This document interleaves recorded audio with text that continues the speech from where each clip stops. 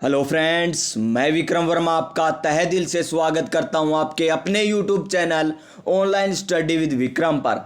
तो प्यारे साथियों, आप सभी स्वस्थ होंगे, मस्त होंगे और अपनी अपनी तैयारी में व्यस्त होंगे। और इसी तैयारी को और मजबूत बनाने के लिए हम कर रहे हैं हस्तलिखित नोट्स के माध्यम से कंप्लीट राजस्थान जीके।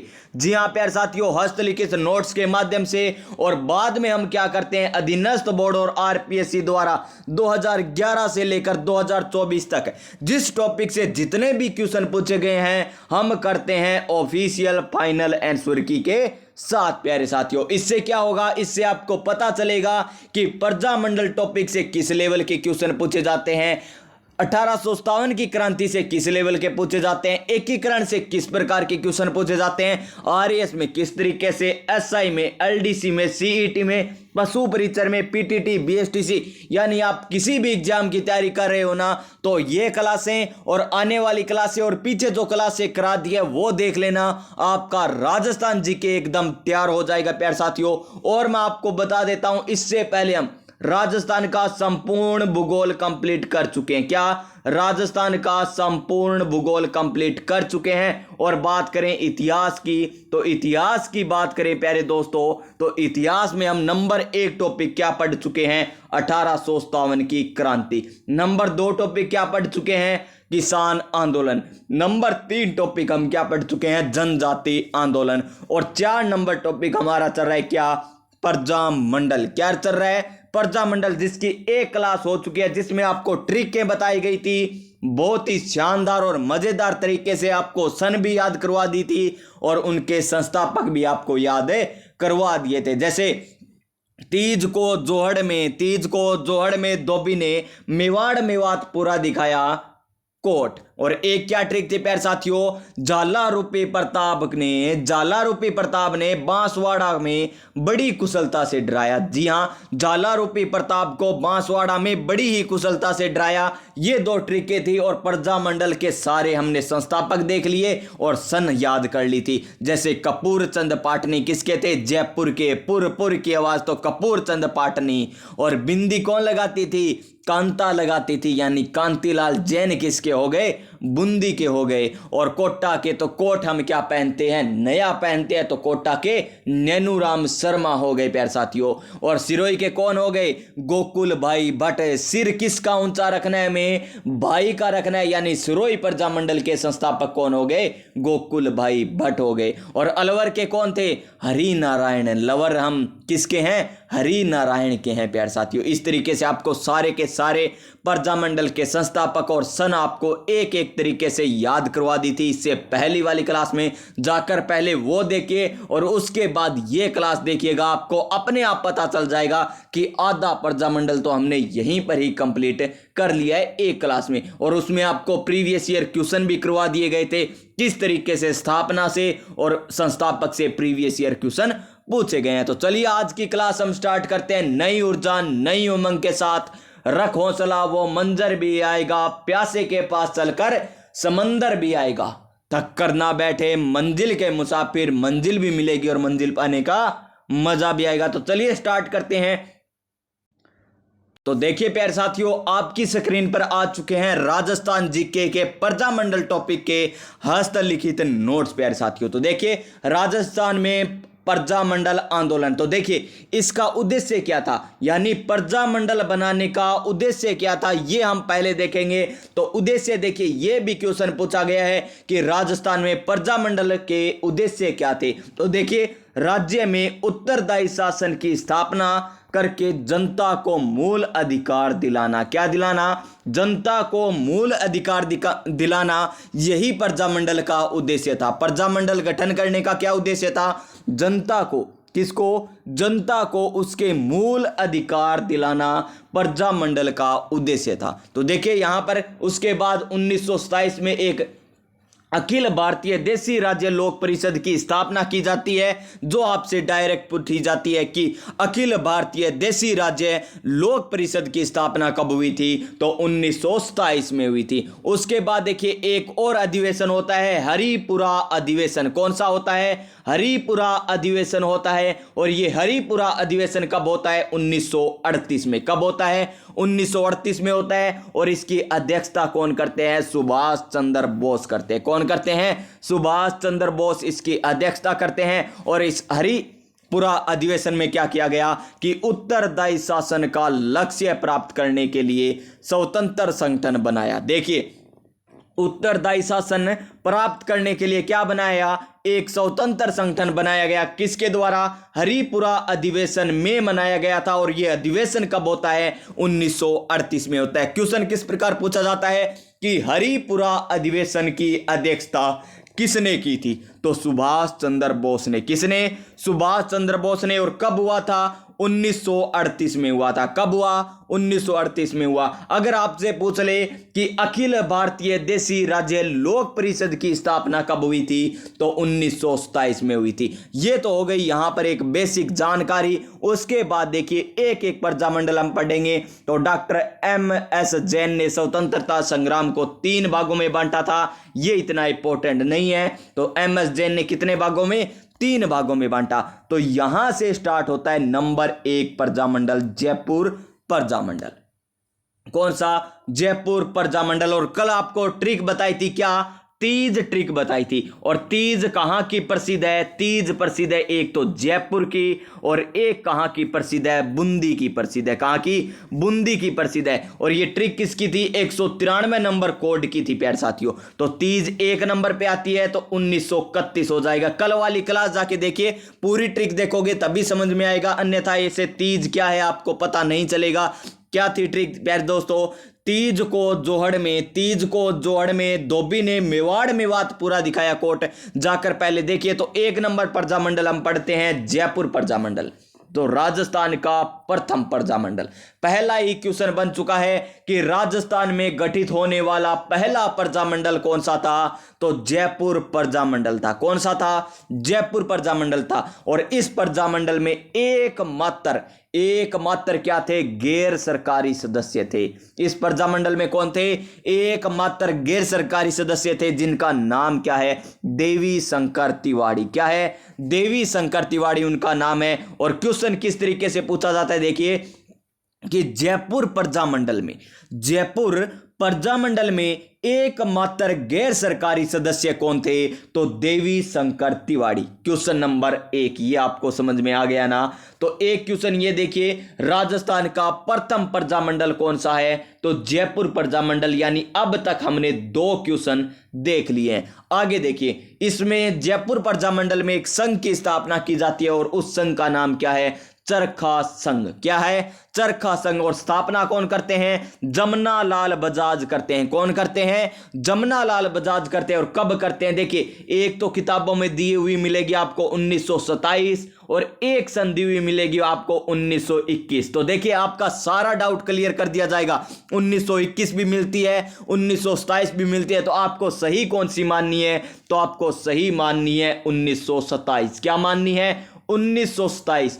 यानी राजस्थान में चरखा संघ की स्थापना जमनालाल बजाज के द्वारा 1927 में की गई थी प्यारे साथियों। अब हो गए आपके कितने क्वेश्चन यहां पर कवर? नंबर 1 क्वेश्चन, राजस्थान का प्रथम प्रजामंडल कौन सा? जयपुर प्रजामंडल। नंबर 2 क्वेश्चन क्या कि जयपुर प्रजामंडल में गैर सरकारी सदस्य कौन थे? तो देवी शंकर तिवारी। क्वेश्चन नंबर 3, चरखा संघ की स्थापना किसने की थी? तो जमना लाल बजाज ने की थी। और चरखा संघ की स्थापना कब की गई थी? तो 1927 में की गई थी। 4 नंबर क्वेश्चन।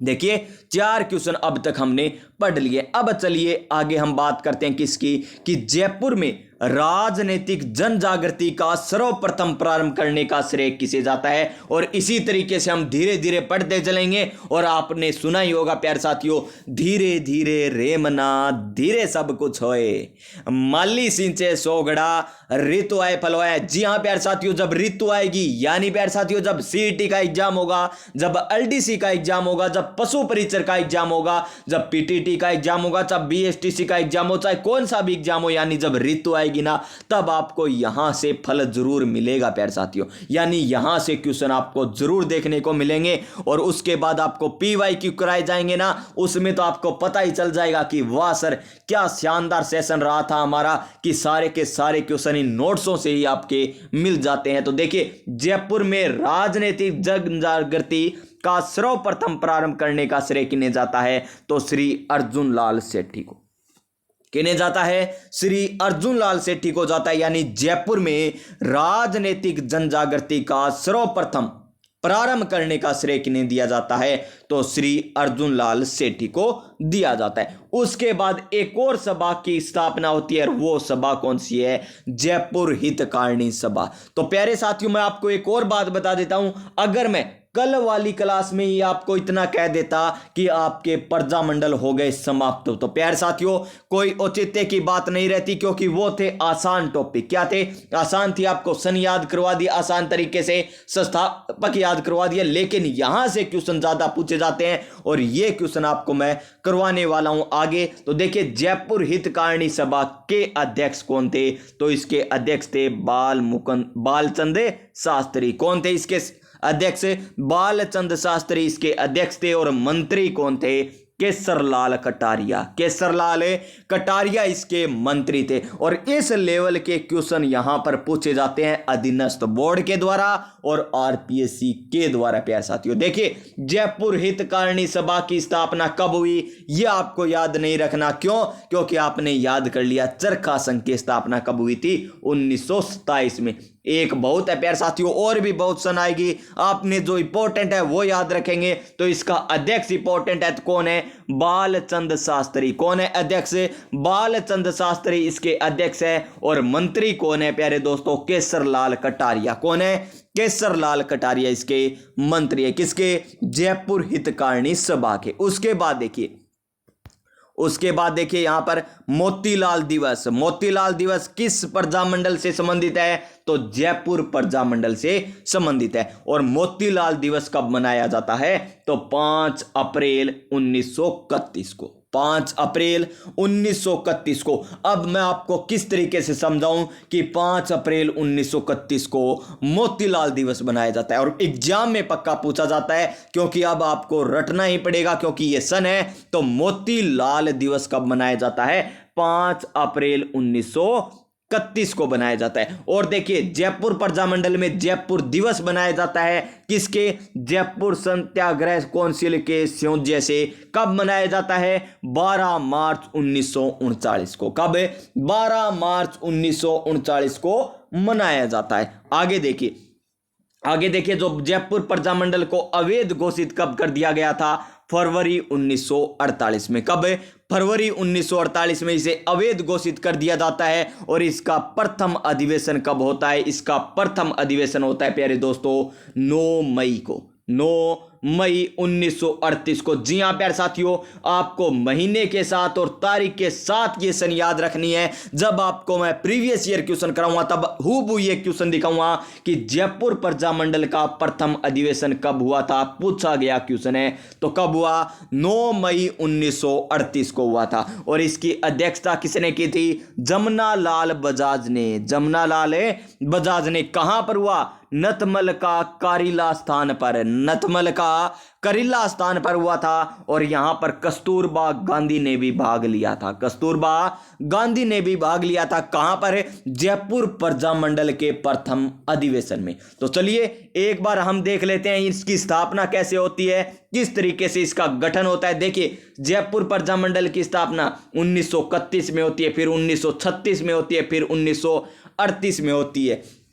तो देखिए 1931 में गठनकर्ता कौन थे? जमनालाल बजाज। और इसकी अध्यक्षता किसने की थी? कपूर चंद पाटनी ने की थी। कपूर चंद पाटनी ने की थी। और सहयोग और अन्य किसने किया था? तो हीरालाल शास्त्री ने सहयोग किया था। देखिए 1936 में जमनालाल बजाज ने गठन किया था। और अध्यक्षता किसने की थी? चिरंजी लाल मिश्र ने की थी। और साथ में कौन थे? हीरालाल शास्त्री, टिक्काराम पालीवाल और हरिश्चंद्र थे साथ में। और देखिए 1938 में जब स्थापना होती है तो जमनालाल बजाज क्या करते हैं? इसकी अध्यक्षता करते हैं। लादूराम राम पूर्णानंद जोशी क्या थे, इनके साथ थे।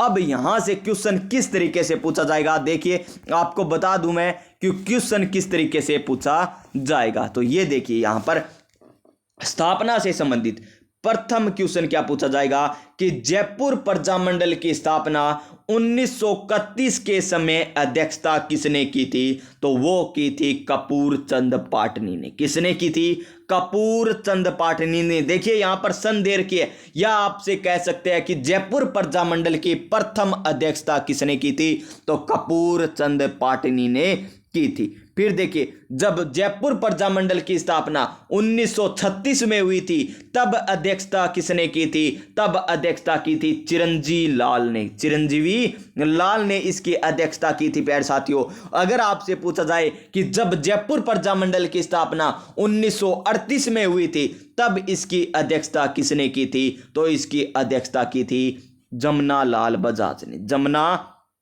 लाल बजाज ने इसकी अध्यक्षता की थी। और ये तीनों के तीनों क्वेश्चन प्यारे साथियों पूछे गए हैं आपके एग्जाम में, यानी प्रीवियस ईयर क्वेश्चनों में ये पूछे गए हैं। तो देखिए 1931 में हुई तब अध्यक्षता कपूर चंद पाटनी ने, 1936 में हुई तो चिरंजीवी लाल ने की थी, 1938 में हुई तो जमना लाल बजाज ने की थी। प्यारे साथियों, तो इतना समझ में आ गया। और देखिए यहां पर क्वेश्चन क्या पूछा जाता है, क्वेश्चन और किस तरीके से पूछा जाएगा कि निम्न में से लादूराम, पूर्णानंद, टिक्काराम पालीवाल और जमना लाल बजाज का संबंध किस प्रजामंडल से है। हूबहू क्वेश्चन इस तरीके से मिलेंगे आपको कि जयपुर प्रजामंडल का संबंध जमनालाल बजाज से है, लादूराम से और पूर्णानंद से और टिक्काराम पालीवाल से। जैसे अभी आपके एग्जाम में आया था कि तन सुखलाल का संबंध, सीईटी के एग्जाम में आया ना, तन सुखलाल का संबंध किससे है, और तन सुख किससे रहता है, कोट पहनने से रहता है, यानी कोटा प्रजामंडल से संबंधित है। किससे, कोटा प्रजामंडल से संबंधित है। कौन, तन सुखलाल। ये क्वेश्चन भी सीईटी के एग्जाम में पूछा गया।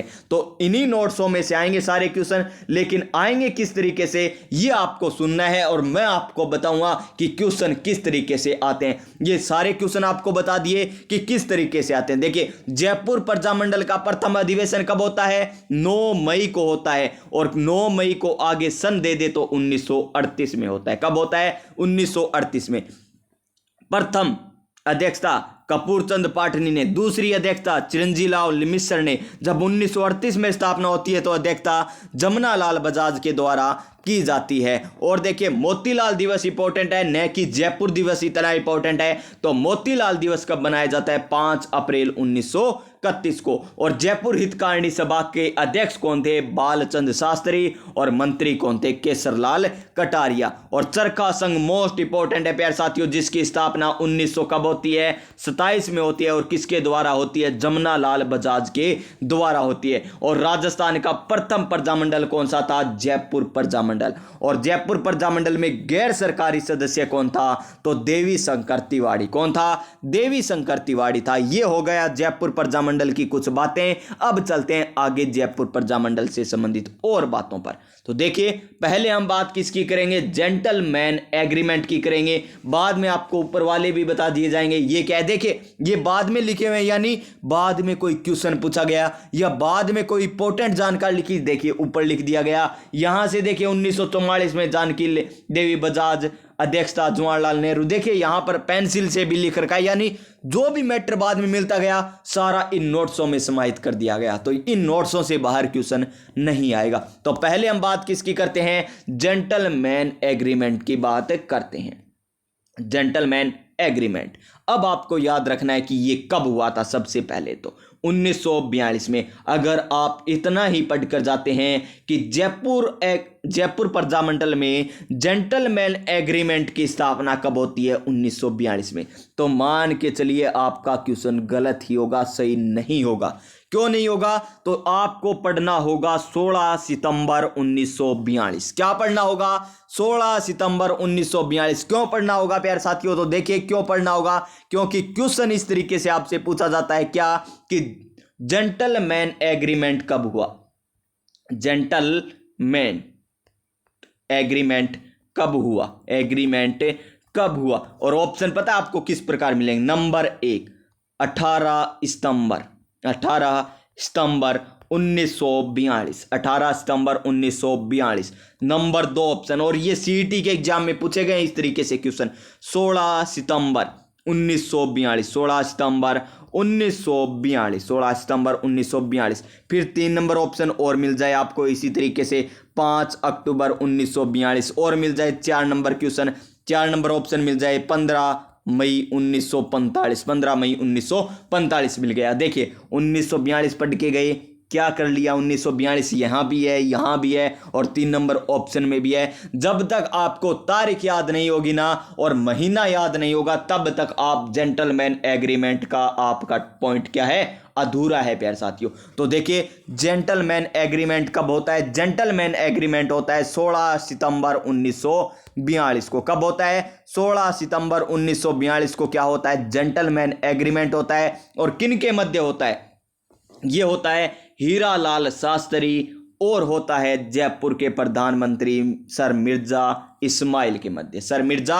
इस्माइल के मध्य, यानी हीरालाल शास्त्री और सर मिर्जा इस्माइल के मध्य 16 सितंबर 1942 को जेंटलमैन एग्रीमेंट होता है। क्या होता है, जेंटलमैन एग्रीमेंट होता है। और एक क्वेश्चन देखिए, भारत छोड़ो आंदोलन के समय, भारत छोड़ो आंदोलन के समय जयपुर प्रजामंडल के अध्यक्ष कौन थे, तो Hiralal Shastri. Most important point देखिए, ये क्वेश्चन पूछा गया इसलिए मैंने इन नोट्सों में लिख दिया। तो देखिए क्वेश्चन इससे बाहर तो नहीं जाएंगे ना। तो देखिए भारत छोड़ो आंदोलन के समय जयपुर प्रजामंडल के अध्यक्ष कौन थे, तो हीरालाल शास्त्री। और हीरालाल शास्त्री कब होते हैं, 1942 में होते हैं। कब होते हैं, 1942, यानी 1931 में अध्यक्ष था कपूर चंद पाटनी द्वारा, 1936 में चिरंजी लाल के द्वारा की गई और 1938 में जमनालाल बजाज के द्वारा और 1942 में किसके द्वारा है, हीरालाल शास्त्री के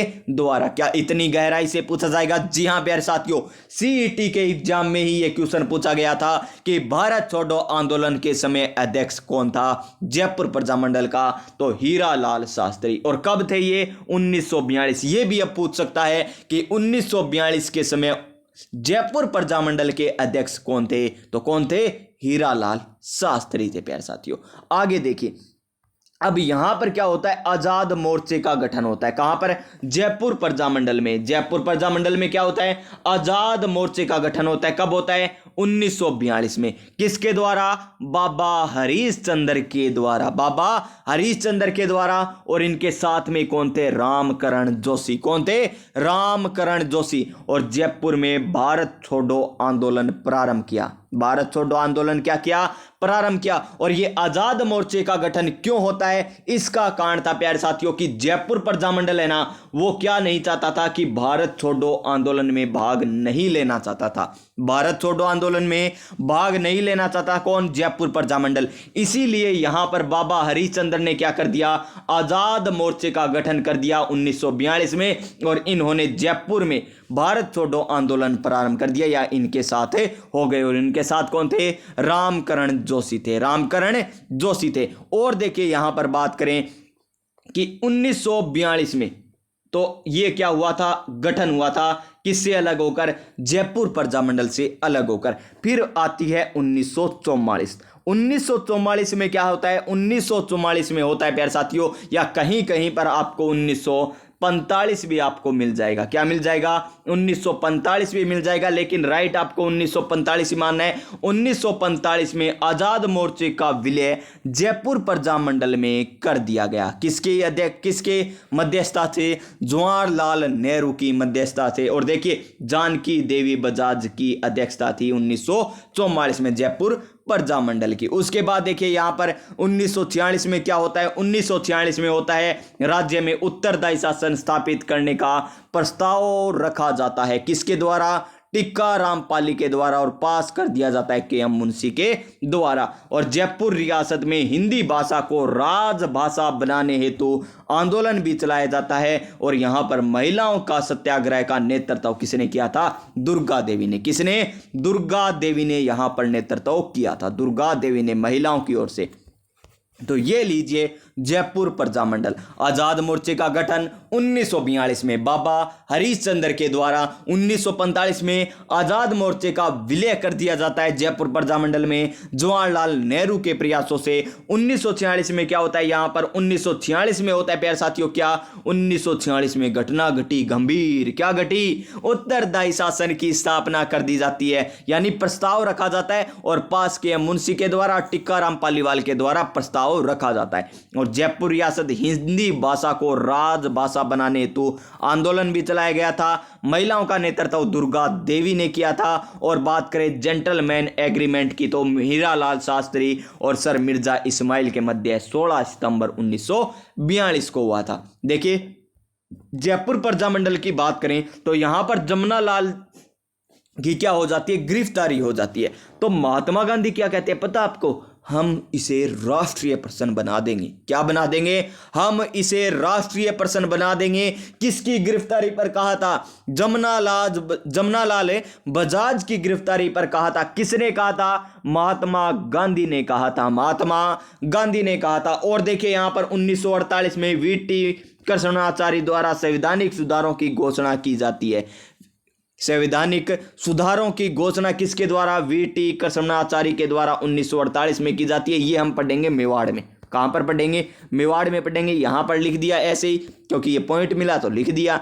आगे देखिए बूंदी प्रजामंडल, अब छोटे प्रजामंडल ही रहे, देखिए इतने छोटे छोटे हैं। एक तो जयपुर बड़ा है, एक मारवाड़ बड़ा है, और कौन सा बड़ा है, एक मेवाड़ थोड़ा सा बड़ा है, बस। और सारे छोटे छोटे इसी प्रकार है प्यारे साथियों, जो हम करेंगे कल प्यारे साथियों। आज की क्लास बस इतनी होगी। आपको 26 मिनट पढ़ाए, लेकिन बहुत ही सच्ची और ईमानदारी के साथ पढ़ाए। अगर आपको आज की क्लास अच्छी लगी हो तो आज की क्लास को लाइक कीजिएगा, अपने दोस्तों के पास जरूर शेयर कीजिएगा। और आप सभी स्वस्थ रहिएगा, मस्त रहिएगा और अपनी तैयारी में व्यस्त रहिएगा प्यारे साथियों। रख हौसला, वो मंजर भी आएगा, प्यासे के पास चलकर समंदर भी आएगा। थक कर ना बैठे मंजिल के मुसाफिर, मंजिल भी मिलेगी और मंजिल पाने का मजा भी आएगा। जी हाँ प्यारे साथियों, तो मिलते हैं हम नेक्स्ट क्लास में। तब तक जय हिंद, जय भारत।